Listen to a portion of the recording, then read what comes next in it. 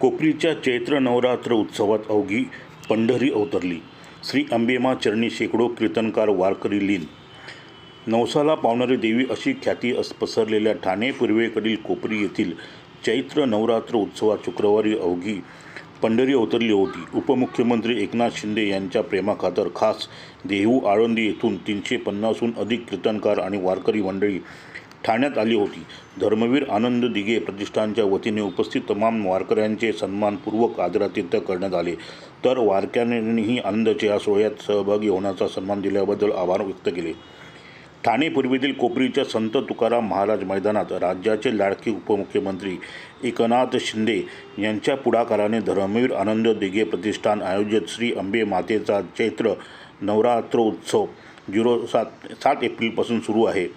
दररोज या चैत्र नवरात्र उत्सवाला मान्यवर भेटी देत असतात. शुक्रवारी परिवहन मंत्री प्रताप सरनाईक, शिवसेनेचे राम रेपाळे, हनुमंत जगदाळे, माजी महापौर मीनाक्षी शिंदे, एकनाथ भोईर, देवगडच्या नगराध्यक्षा स्वाती प्रभू, ठाणे लोकसभा संपर्क प्रमुख मनोज शिंदे, आळंदी येथील ज्येष्ठ कीर्तनकार पांडुरंग घुले महाराज, किशोर महाराज, अक्षय महाराज, संदीप महाराज, मनमोहन महाराज, महानुभावाचे आचार्य राणा महाराज, आर्ट ऑफ लिव्हिंगचे प्रभंजन महातोले, वैदिक परंपरेचे सदाशिव गुरुजी, बाळासाहेब महाराज आदींनी भेट देऊन देवीचे दर्शन घेतले. यावेळी श्री अंबे मातेच्या चरणी लीन होण्यासाठी खास देहू आळंदीहून आलेले तब्बल 350हून अधिक कीर्तनकार वारकरी शुक्रवारी उत्सवात सहभागी झाले होते. जणू काही कोपरीत अवघी पंढरी अवतरल्याचे दिसत होते. त्याप्रसंगी लाडके माजी मुख्यमंत्री तथा विद्यमान उपमुख्यमंत्री एकनाथ शिंदे यांनी वारकरी संप्रदायासाठी दिलेल्या सहकार्याचा तसेच अभूतपूर्व योगदानाचा आवर्जून उल्लेख करून उपस्थित समस्त वारकऱ्यांनी कृतकृत झाल्याच्या भावना व्यक्त केल्या. यावेळी रंगमंचावर सादर केलेल्या मी डोलकरे या मराठी कोळी गीतांच्या सुमधुर मैफिलीवर महिला वर्गाने फेर धरीत कार्यक्रमाचा आनंद लुटला. खरं तर फार आनंदाचा उत्सव आहे.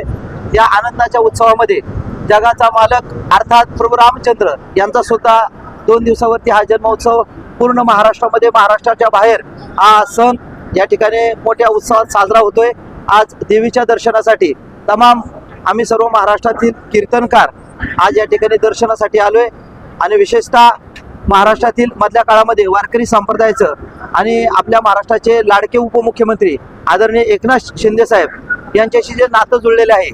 आम्ही अनेक मुख्यमंत्री पाहिले, पण आषाढी यात्रेला जे लाखो भाविक जातात पंढरपूरमध्ये 3 दिवस अगोदर आदरणीय शिंदे साहेब यांनी येऊन वारकऱ्यांची सेवा केलेली आहे. आज कार्तिक वारी असेल, कार्तिक वारीमध्ये ते सुद्धा आळंदीमध्ये येऊन आज शिंदे साहेबांनी पूर्ण वारकरी संप्रदायाकडे लक्ष दिलेले आहे. अनेक वारकरी दिंड्यांना फार मोठ्या भरघोस अशी मदत केलेली आहे. मधल्या काळामध्ये भंडारा डोंगरावरती सुद्धा जसं प्रभू रामचंद्रांचं अयोध्येमध्ये प्रभू रामचंद्राचं मंदिर होतंय, त्याच पद्धतीने वारकरी संप्रदायाचं आज महाराष्ट्राच्या भूमीमध्ये भंडारा डोंगरावरती श्री संत तुकाराम महाराजांचं जे मंदिर होतंय त्या मंदिराला सुद्धा फार मोठं योगदान आदरणीय शिंदे साहेब यांचं आहे. आणि त्याच ओढीने, त्या प्रेमाने आम्ही आज या ठिकाणी चर्चा विनिमय करण्यासाठी या ठिकाणी आलेलो आहोत. रामकृष्ण हरी. धर्मवीर श्री आनंदी प्रतिष्ठान आयोजित अंबे मातेचा चैत्र नवरात्रोत्सव सातत्याने हा 9वं वर्ष आहे.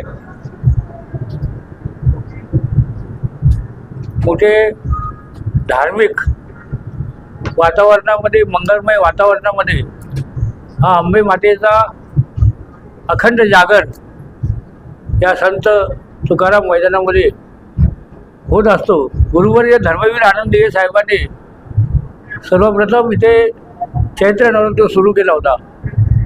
सातत्याने 14 वर्ष हा चालू होता, परंतु काही कारणास्तव याच्यामध्ये खंड पडला. मग पुन्हा एकदा या महाराष्ट्र राज्याचे यशस्वी मुख्यमंत्री व विद्यमान उपमुख्यमंत्री यांनी हे 9 वर्षापासून आतापर्यंत हा उत्सव चालू आहे. नवसाला पावणारी देवी अशी ख्याती संपूर्ण महाराष्ट्रामध्ये आहे आणि मनोभावे लोक 108 पदवीसाठी आपण बघत आहात. खूप रांग लागते अलोट अशी गर्दी इथे होते आणि मनोभावे आई जगदंबेच्या चरणी सगळे भक्तगण लीन होतात आणि त्यांच्या सर्व मनातील इच्छा पूर्ण होतात.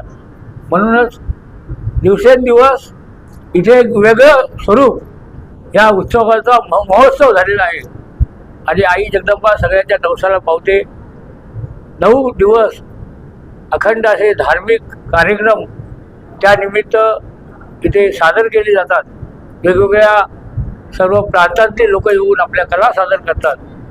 आता आपण बघत आहात की आळंदीवरून 500 वारकरी आई जगदंबेच्या चरणी लीन होण्यासाठी इथे आलेले आहेत आणि सर्व क्षेत्रातील मान्यवर, क्रीडा असेल, सामाजिक, शैक्षणिक, सांस्कृतिक आणि राजकीय क्षेत्रातील सुद्धा मान्यवर ह्या आई जगदंबेच्या चरणी लीन होण्यासाठी इथे येत असतात आणि आई त्यांच्या सगळ्यांच्या इच्छा पूर्ण करते.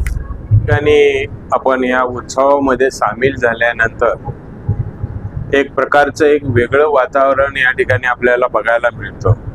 आलेला भाविक या ठिकाणून जायला त्याच्या जड अंतकरणातून जड पावलाने बाहेर पडतोय, कारण तेवढा अंतर्मुख होऊन या ठिकाणच्या वातावरणामध्ये ते मशगूल होतो, विलीन होतो.